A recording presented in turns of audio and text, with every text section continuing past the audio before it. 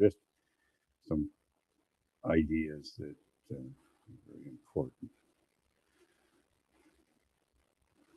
Well, you can end up killing a program, and at least in the eyes of the public or whoever, if you don't. You got to be careful going too far left. You got to be careful going too far right. It's generally very important if you want longevity of your program. If you're just there doing it politically, then who cares, right?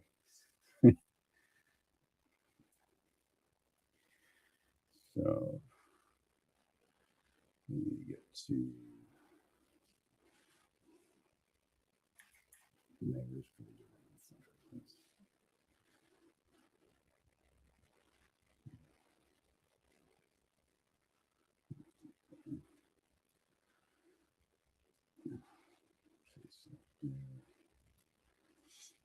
and somebody's blocking.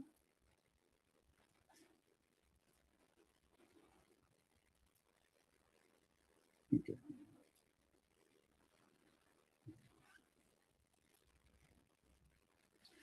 Okay, so you have to understand that not all calls will fit your criteria for a police response if you have a social worker response or something like that. And not all uh, social worker calls will fit the social, you have to mix it up. So in some of those cases, you're not going to be able to put the police officer out. The question is, I suggested plainclothes police officers. Apparently, I don't think they're going to do that. But again, you should reconsider maybe. And again, these aren't regular police officers. These are people trained at the level of detective, and they're trained to talk to people and talk people down. So again, it's a different type of officer. They have more tools. They can think quicker on their feet, and they're trying to prove that talking works. But again, if that butcher knife gets near them, they'll try to disengage. But so again, that kind of thing, like the officer will instinctively disengage because of the additional training, and is a stakeholder in negotiations versus somebody who's not had that training, and it's a knife. I can be killed within. Again, there is precedence within law enforcement to use a firearm against a knife attack, because if you look online, you'll find that an officer can be killed very quickly with a knife. The distance closes in like a second or two. And officers have been killed. Several officers sometimes. I don't remember where it was. It may have been overseas, but the officers didn't shoot, and several officers were killed actually I think one or two officers were killed and a couple were wounded or something like that. Yeah, it was horrible. So just the idea is this.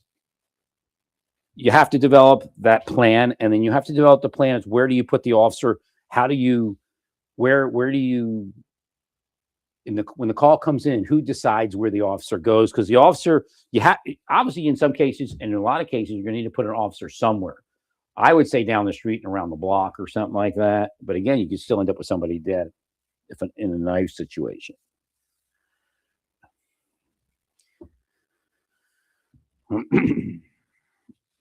So what would happen is if you end up with social workers killed, it'll kill the program. They'll be making fun of the program. They'll get rid of it, especially if somebody else comes in. So you want the program to survive, and there are like growing pains in a program like that. So that's understood. But the initial planning is very important. And it's just, if you totally rule out law enforcement because you're afraid that they're going to shoot somebody, then you'll end up with people stabbed, and nobody's going to want to keep the program at that point. And then you might run out of social workers. So, but the key to the program is preemptive work. Preempt any situation like that. Now, you have to understand, once a negative event occurs within some sort of interaction with the system, as far as the psychology or whatever it is. You may be what do they call it? Domestic dispute, whatever it is. Something's happened in the past. Then that ability to preempt it may not be as easy because people have a right to their own privacy and that kind of thing. But if we can get, and again, you have to sell it to the people. And if, they have somebody in the family that they think there could be a call required in the future, then you should have a number for them to call, and then they can sign on, to, you don't have to try to sell it to them. They call and say, hey, look, we might have to call you. We want to go through what's going on here with a social worker that's on the street that's assigned to that district. So they can record all the information and put it in a file. So if the social worker comes out there, they have a file to go back to.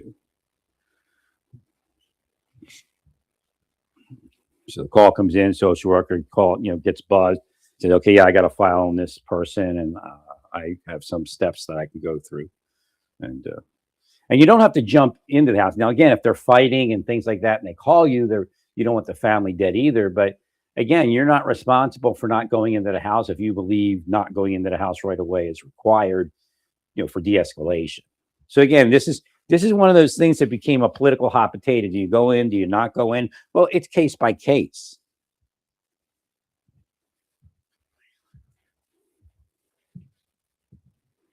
There used to be a thing that if you didn't wait for emergency services, you would get fired in New York or get in trouble, at least. And then, eventually you can't wait, because if you wait, somebody could be dead. So it just goes back and forth.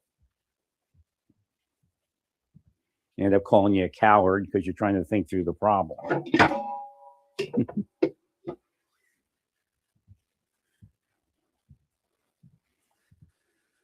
So where do I go next with this? So again, the idea is you have to develop the program with cops and realize that, there are situations where a cop has to be somewhere nearby, and there are situations that benefit by the cop going in, but the police officer has to be trained.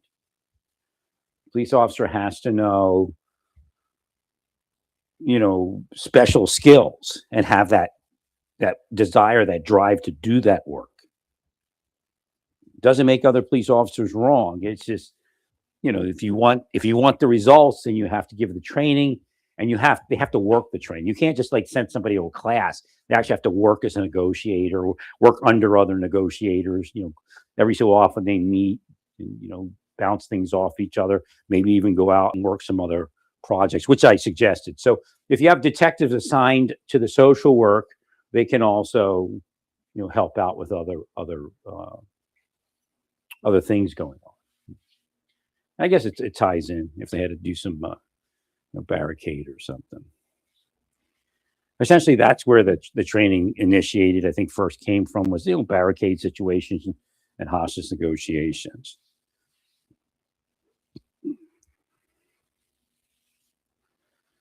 Well, because if it turns out that you don't put police where they need to be, you're going to end up with dead social workers, or at least injured social workers, and then that's going to lead to possibly losing some social workers as far as not wanting to put themselves out like that.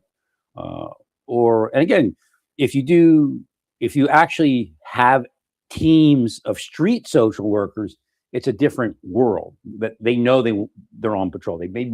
Some people will want to patrol. Some people will want to sit in an office. So you have to find who you have and who you can hire that wants to be on the street, that wants to do the social work. And they want to knock on doors, and they want to go up alleys and look around and see who's down this alley and what's going on. And they might need a cop to come and hang out. So again, you need plainclothes people that are cops assigned to them and assigned to that program, or not to them necessarily, but the program. That's why I would say team up a hostage negotiator or a trained detective with a social worker, and they walk, down alleys where, addicts are hanging out, where prostitution's going on, so they can talk to people.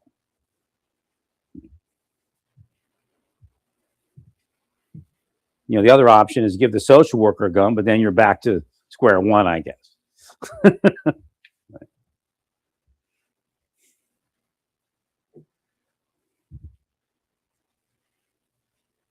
So again, I saw that, how it was being, it looked like it. 'Cause I don't know what you're actually going to do, but from what the public release was, it looked like, police officers weren't necessarily being included. And you actually have to go through all this before the call comes in. You have to know what is the cutoff for no police officer? What is the cutoff for a police? Like, where do you not bring a police, or where would you bring? So different examples. And you have to get police officers that have worked these cases before.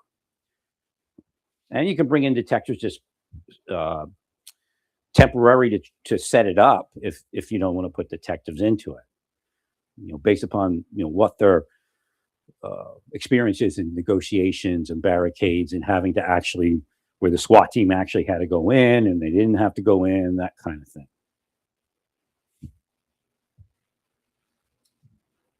Monsters, we just call SWAT team.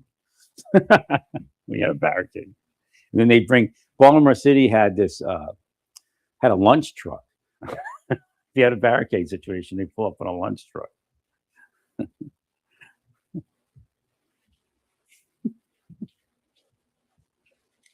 Or they called the lunch truck or whatever it was.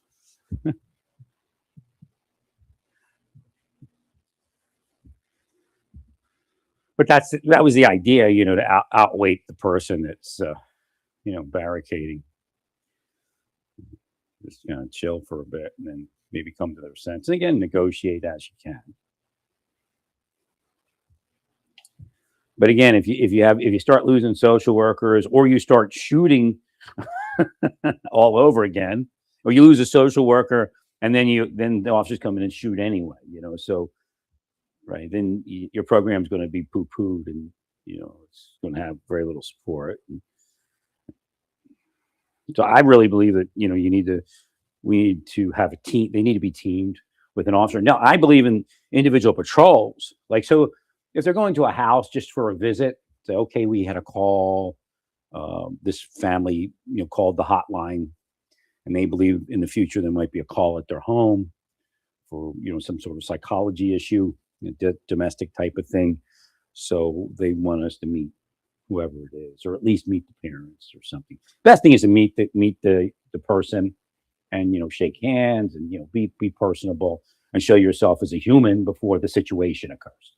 So you don't come in there and they're like, and the uniform will trigger, especially somebody who's been yanked out of the house by somebody in uniform, and and locked up in some scummy New York City mental hospital or a cell or whatever it was. I don't know what they are now, but they used to be pretty nasty. Even if you try to keep them clean, because it's just people don't know how to do that kind of life where that doesn't get messy, and people don't defecate on the ground.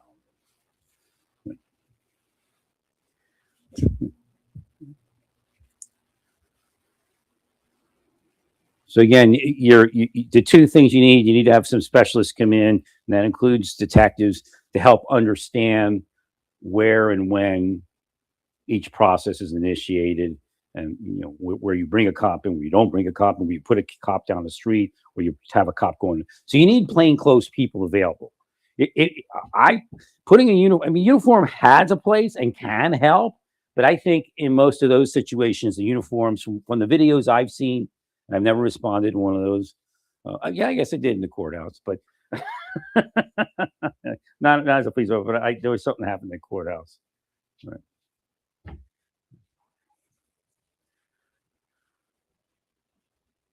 So yeah, so you just have to go through it and know what you're going to do, and have people that it has to be designed by people that know what they're doing, and you have to include law enforcement officers because they've dealt with it.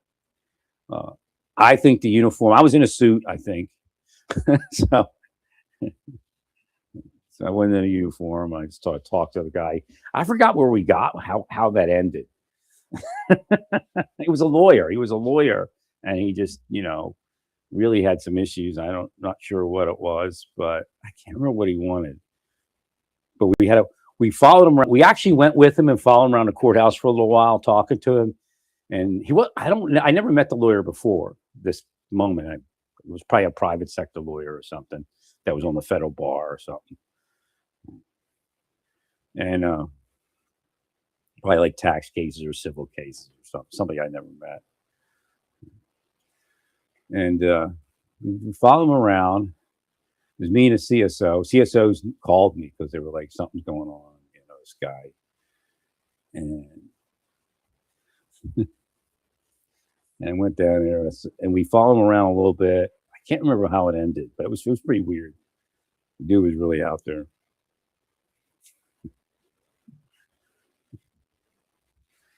So again, there is a knack to it, and there's nothing wrong with trying to entertain the situation. But there's a very important video to look at. I don't remember where it was. Maybe I'll try to pull it up. The cop even said before they got to the house, because I think they parked down the street a little bit. They said, "I don't want to have to shoot this guy. I don't want to have to shoot him," because he knew what was going to happen. And as soon as they got within, I think, like a house of the house. They weren't even at the house. He comes flying out the door with a butcher knife. Talking about, it's like, possession and all that, Well, mental illness exists, but it's based in metaphysics. It's just the reality of it all. But it doesn't mean that the person's evil. That's where the metaphysics goes crazy, where it says the person that is possessed is evil. But the Catholic Church changed years ago on that. It's from just hate and spells. If you don't believe, that's fine, but that's what it is. But it does include psychological disorders and everything else. Well, the planet's all metaphysics. If you can't heal it, then you can't heal it. Then you have to go with whatever. Medicine or whatever it is, counseling.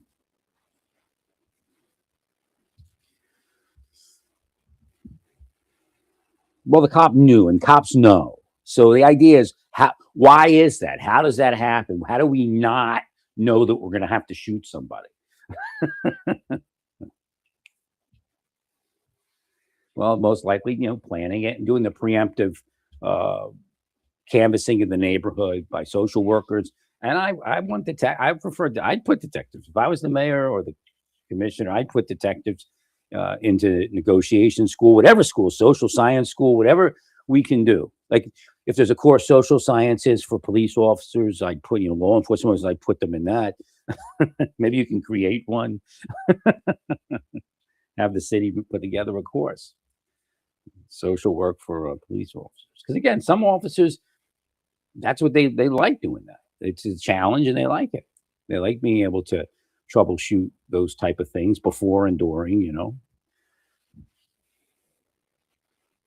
I think one got killed. Or he actually got, what's the other one? There's one where he didn't wait for emergency services. That was the one. I think he had to shoot the guy.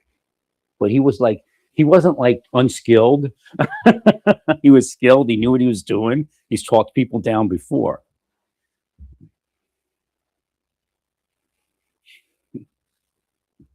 So he ended up shooting the guy. He was sad about it. Because he was trying. He thought he was getting somewhere, I think. So again, there's a lot to it, and you can't. I know you got some police officers in on it probably, but you can't put the law enforcement side out of it. You have to sit down with them and the social workers. Maybe law enforcement officers also could people that have experience could explain things to the social workers so that they know their limits. So when they can hit the button and say. And again, the idea of hitting the button, a panic alarm while you're in there, you don't want to get to that. So that's the point. We're trying to do things beforehand and outthink, Murphy's Law. We're trying to outthink Murphy's Law. So if something's going wrong in the house, don't panic. Act normal. If you can, if it's at that point, it's at that point. Not say panic, but you might just say, okay, thank you. I'll stop by later. And you walk out. But act natural.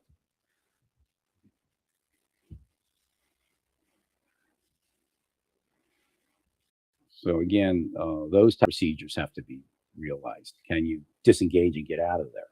And then you have to bring them law enforcement.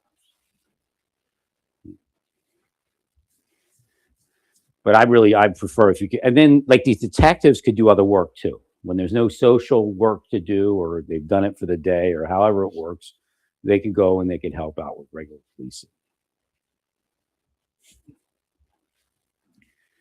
And they'll be there anyway. I mean, if you're driving down the street and you cop with a social worker and you see something, you're going to react generally, unless you're like we were looking for fugitives and we couldn't react. There'd be like fights outside. We had fights bouncing off our vehicles.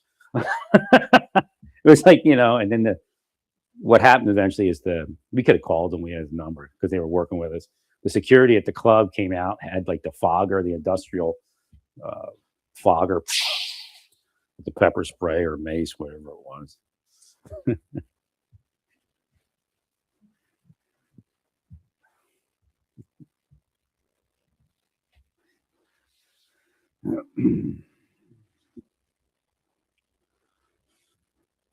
So again, in some cases, you have to do your job. You can't respond to something else. Whatever, like if you're en route to a response, you can't respond to something else. But we couldn't give up our position, so we had to stay in the car or SUV, I guess it was. Dark tinted windows. After hours club.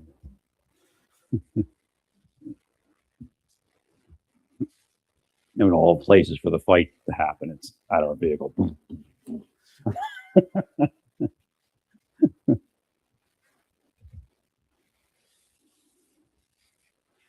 So again, just you have to include law enforcement. They're going to be needed for some of these, and that you have to figure out where you're going to draw the line for each thing and adjust. You have to have meetings. You have to continual meetings with the officers and with the social workers and figure out what needs to be adjusted. So, because again, what fails a program a lot of time is because they don't have checks and balances. Right? So the checks, and it's funny because Russell Means said checks and balances, so he knew that one too. People don't know that today. I don't know what it is. So you have everything. The United States is founded on checks and balances, and that actually works when you design programs. It even works, when you do the Ranger Handbook operation work. Right? So always do checks and balances, because if it fails once, they'll say something. But if it fails 5 times and you didn't get to the fix, then at least have meetings on it. Then you have issues. People don't want to support it; they want to get rid of it.